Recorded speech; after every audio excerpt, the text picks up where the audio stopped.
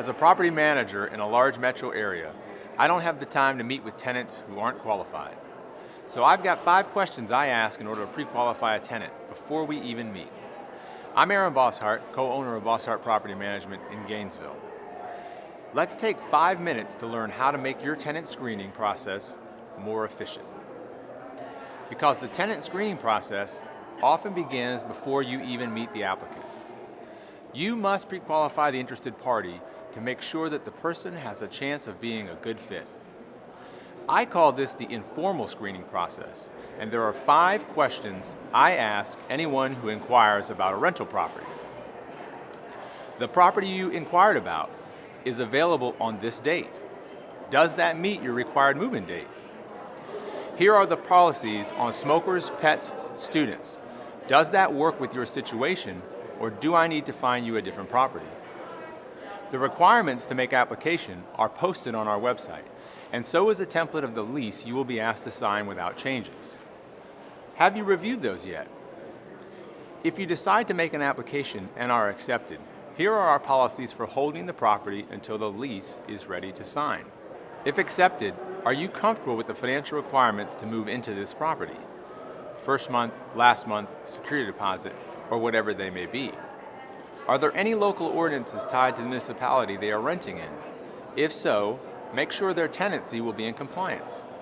If an applicant has one of the deal breaker qualities, such as owning a pet when the owner has specified that no pets are allowed, you've saved yourself the time of showing the property to someone who couldn't rent anyway. Make sure you watch for the classic red flags of a rent jumper. A renter that has to be in right away. Someone offering you a large portion of the rent in cash up front if you will not do a screening. Or a renter who refuses to provide you with accurate rental history. Property managers usually rely on their instinct. Always share your professional opinion with your landlord. From there, my preference is to have a third-party screening service handle the screening process. I prefer it because then you don't have to get involved in conversations about income ratios and credit scores. It's much easier to go to a tenant and say, based on the recommendation of our screening company, you are qualified, but under these specific conditions. After all, with the Equal Credit Opportunity Act, there are so many conversations that can come up that you may not even realize they violate the act. It takes the onus off the real estate professional if they have to explain to the tenant why they aren't qualified. If you choose to do your own screening, you must have your screening criterion published. I suggest you outline how a tenant will be selected. Ensure it complies with the Fair Housing Act and other laws and regulations. Then post it on your website. However, doing the screenings is difficult to do correctly on your own. You might have a policy that seems like a good business policy, but it discriminates against someone disparately. A disparate impact is one defined as a theory of liability that prohibits an employer from using a facially neutral employment practice that has an unjustified adverse impact on members of a protected class.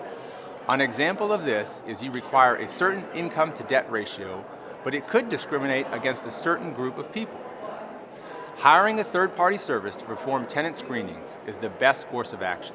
Here are some tips on what to look for in a screening company. First, you want a company that has access to national, state, and local criminal databases. The state database is fairly easy to access, but the national database is expensive. Local databases can be difficult to access as well. Next, you want a screening company that has a thorough credit check. The company must have a relationship with the major credit recording bureaus, and they provide a no-rent decision.